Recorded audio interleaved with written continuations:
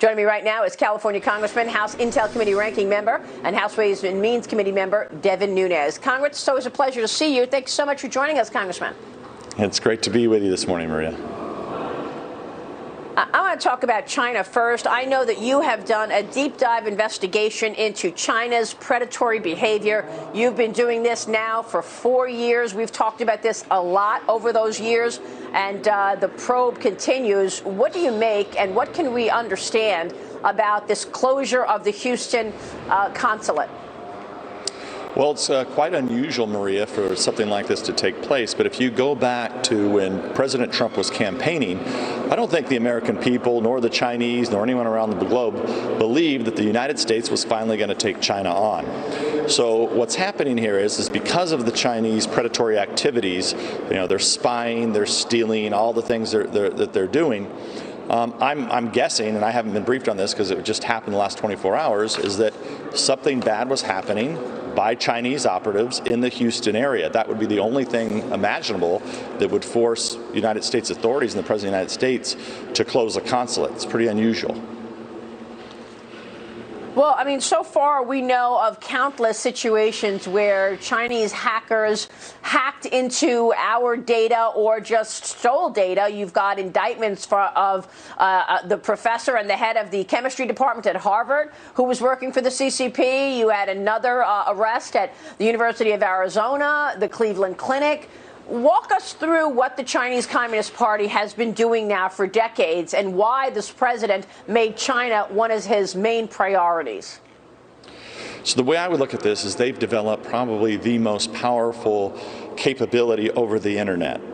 They've done this in a variety of ways, but if you go back when the House Intelligence Committee Republicans first brought this to the nation's attention was about a decade ago, and that was the prevalence of Huawei and ZTE technologies that were proliferating around the globe that were being subsidized. So these are Chinese companies, telecom companies, that were being subsidized around the globe. At that time, it caught our interest. It was kind of a red flag. Why would somebody be going in and offering something for free like this?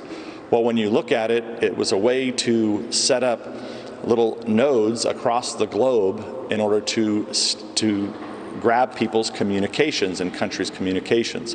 So over time, they've developed a very sophisticated system. That's the first issue. The second issue is they've also been targeting, now using some of those capabilities and then coming in and targeting our universities and our companies. And take all that together, they've been stealing intellectual property. I mean, I can give you example after example, Maria, but I have a company in my district that makes this type of equipment. They found exactly replicated copies in China that China was trying to sell, and that was just a small agricultural company, agricultural equipment company. So they're very good at stealing people's secrets. Yeah, and you have also investigated how they have put military bases across the world at ports, which of course makes it easy to control trade wherever that is. Is that right? Yeah, I mean, they've been very brazen in what they've done recently. I think we all know about what's happening in Hong Kong, what they've done in the South China Sea, essentially claiming the entire South China Sea that involves, a dozen other Asian countries.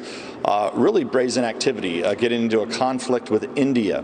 But also what they've done that kind of went under the radar, but they opened up a base, military base, in the Indian Ocean at the entrance to the Suez Canal. That was also quite unusual. That everybody just kind of ignored. We were investigating it here on this committee. So, look, I just want to give credit where credit is due, and that is that this administration, the Trump administration, has said, number one, we're not going to take this anymore from you. We want to get along. We want to do a trade deal, but we're not going to have these huge disparities in trade gaps, and we're not going to let you steal our intellectual property. So, our government has a whole of government approach, and we're taking it very seriously, as we should, and I'm glad it's finally happening. Yeah, you've done such a great job on this, as you have on the origins of the Russia probe. Let's get to it. Last week's declassification, the FBI document showed that the FBI knew early in January, that the Steele dossier was garbage. The FBI agents interviewed the subsource, as I've reported now for months, and the subsource told the FBI that it was garbage, that the dossier was not to be believed, that it was just made up. And in fact, Jim Comey and Andrew McCabe kept going, kept renewing warrants to spy on the Trump campaign. Where are we in this investigation as we await the release of John Durham's investigation on the origins of the Russia probe? And I'm expecting indictments, because we know that criminality has occurred. What about you?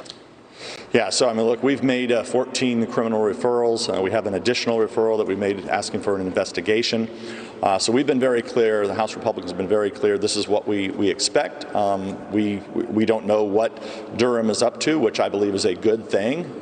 You should have a separation of powers between the legislative branch and the executive branch. But our investigation continues, Maria, and I think draw your attention to, your viewers' attention to something that happened last week. So we've known that Steele supposedly had these sources. We've long speculated and a lot of times joked that Steele basically made this stuff up, that he supposedly had 6 sources. And what's happened is as things have been declassified, and also there was a court case involving Steele in London on Monday, where we now see direct links between the Brookings Institute leadership and the creation, possibly, of the Steele dossier and the dissemination of the Steele dossier.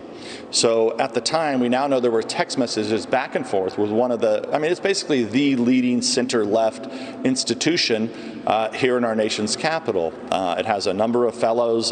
They focus on national security.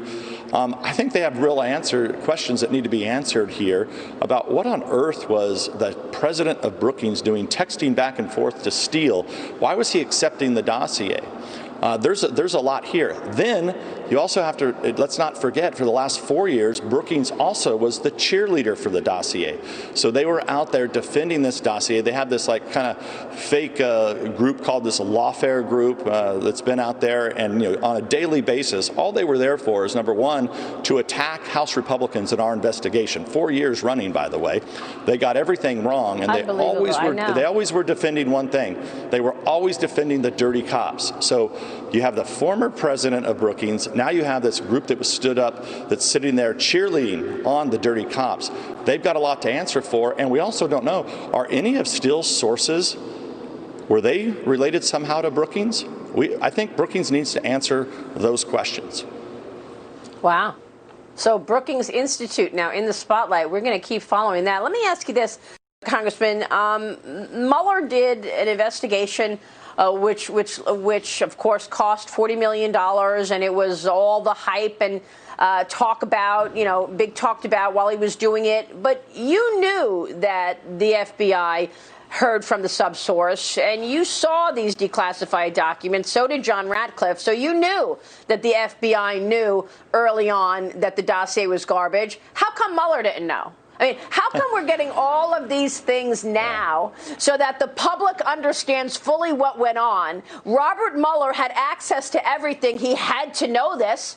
So riddle me that. How come we had all of those months of Robert Mueller, and he had access to all of these papers and these documents that are now finally being disclosed and declassified, and yet he took all of that time and everybody talking about how important the Mueller report is? Where were these documents from Mueller?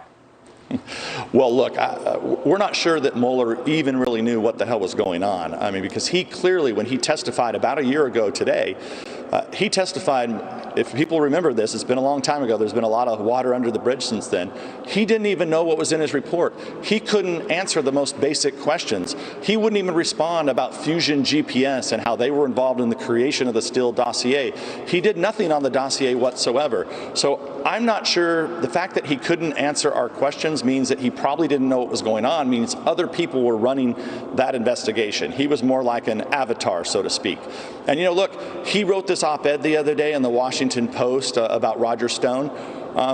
Mueller, come on, man. Come and testify to Congress. You can come and brief us. You can sit down with our lawyers.